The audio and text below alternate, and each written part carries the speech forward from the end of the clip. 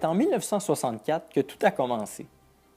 Le joueur de hockey Tim Horton et Jim Sherrod fondent l'entreprise sous le nom de Tim Hortons Donuts. C'est à Hamilton, en Ontario, que leur premier restaurant fut ouvert.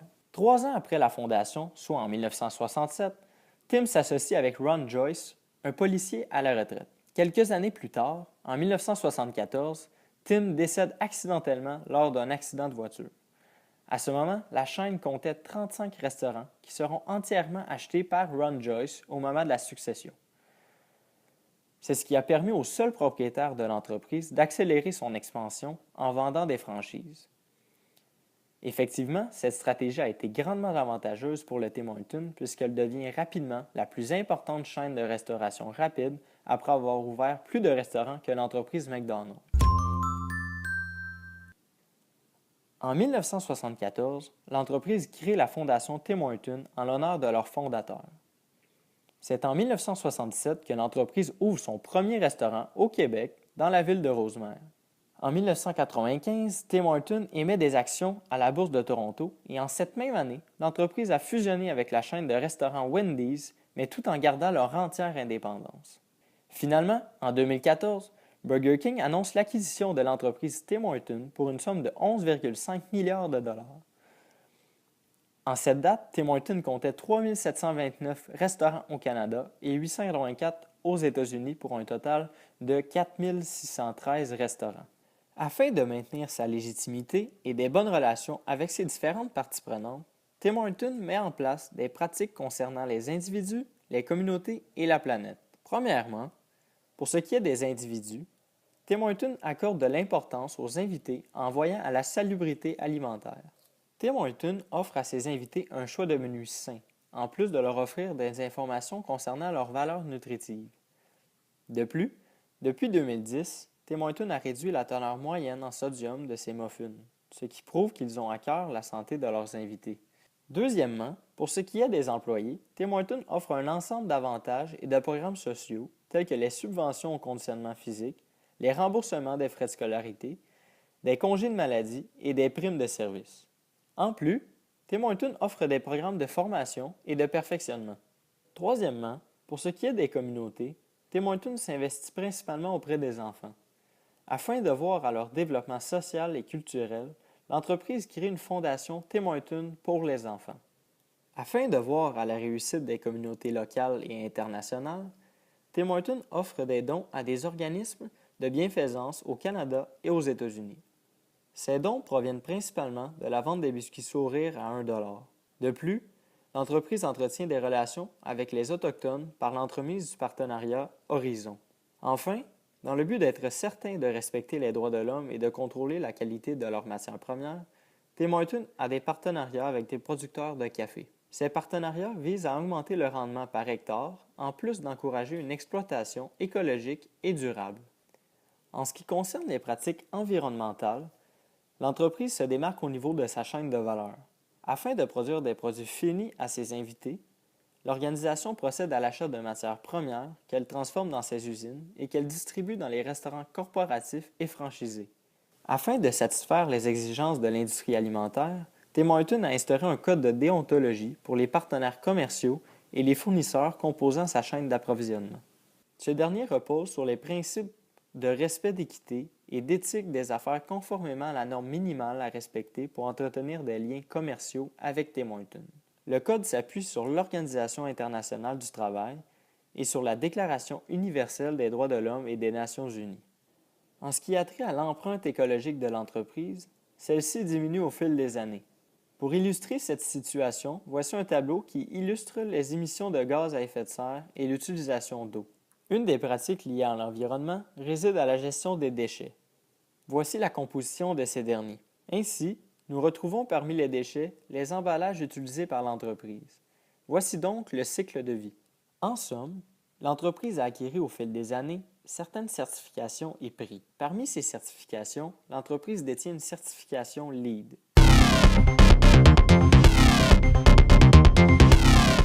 Nous voici chez Tim Hortons, où nous avions interrogé plusieurs personnes pour approfondir notre analyse puis répondre à plusieurs questionnements que nous avions.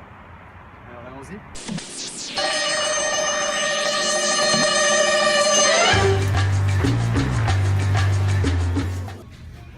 Bonjour tout le monde, nous sommes présentement chez un Tim Hortons. Nous avons interrogé plusieurs personnes pour venir répondre à des questionnements que nous sommes posés. Donc, nous avons interrogé des employés, des ex-employés, puis des membres de la gestion chez Tim Hortons. Ce que ça leur a permis de faire, c'est donc d'y inclure nos réflexions puis nos analyses personnelles face aux témoignages que nous avons récoltés. Par contre, ces personnes n'ont pas voulu être filmées, donc ils ont voulu garder l'anonymat, ce qui est très correct et nous allons respecter ce droit. Nous vous présenterons donc des pratiques puis des affirmations qui méritent selon nous d'être vues sous un autre angle. Les pratiques dénoncées concernent plusieurs aspects de la responsabilité sociale d'entreprise chez Tim Hortons. En ce qui a trait aux individus, puis plus précisément aux invités, c'est très justifié de se questionner sur la salubrité puis le choix de menu chez Tim Hortons.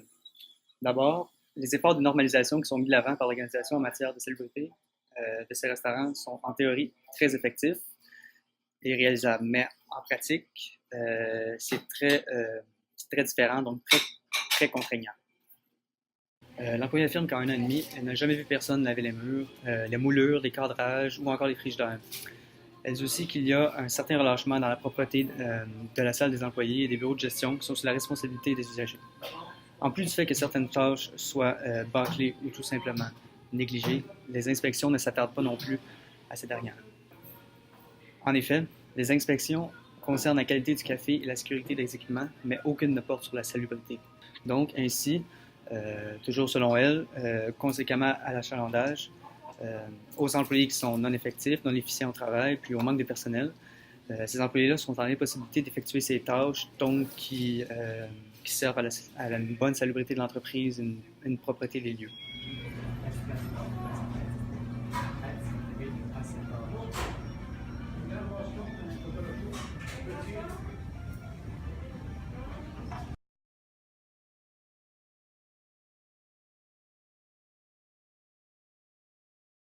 Tim Hortons met aussi de l'avant le choix du menu sain.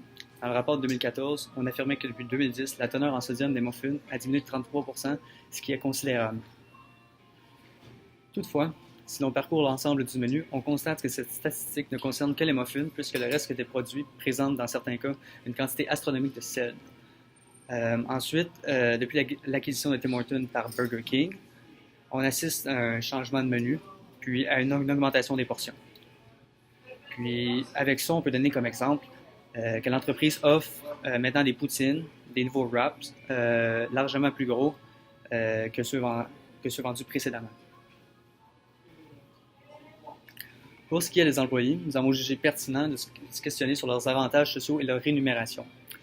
Encore pour la même employée interrogée, nous lui avons demandé quels étaient les avantages auxquels elle avait droit.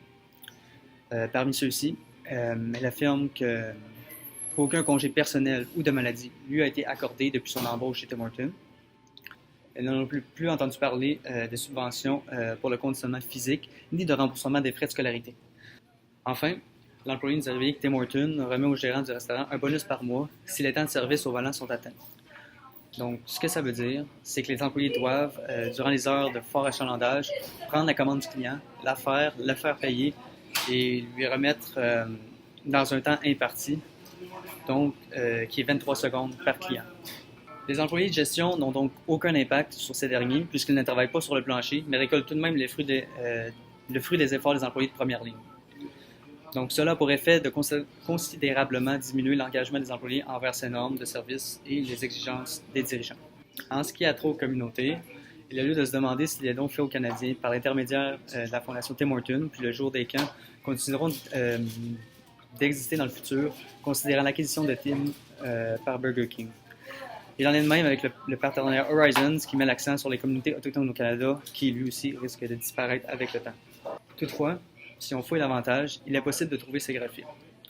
Celui-ci démontre qu'il y a du travail à faire au niveau des franchisés pour que ces derniers réduisent leur consommation d'eau et d'énergie, en plus de réduire leurs émissions de GES. Cet autre graphique démontre les émissions de GES de l'organisation. Ainsi, il y a lieu de se demander si le nombre restreint de centres de distribution n'est pas la cause de ce pourcentage élevé. Comme nous pouvons voir, moins il y a de centres de distribution, plus les camions de livraison doivent parcourir du chemin pour atteindre les franchisés, ce qui contribue à augmenter les émissions de GES. En ce qui a trait à la composition des déchets, on remarque que 68% des déchets sont des matières organiques, comme par exemple de la nourriture dont le délai de fraîcheur est dépassé. Selon un membre de la gestion interrogée, qui est en charge de calculer qu'on appelle les jetés de l'entreprise, ça représente plus de 200 $ de nourriture par jour par restaurant, ce qui est assez considérable. Il faut aussi noter que l'entreprise a tenté de redonner cette nourriture, mais elle s'est heurtée à des plaintes et des poursuites en raison de la fraîcheur des aliments. Donc, ce que nous pensons comme serait pour solution, c'est pourquoi ne pas les donner à un organisme communautaire pour sans-abri en échange d'une décharge pour éviter d'éventuelles représailles.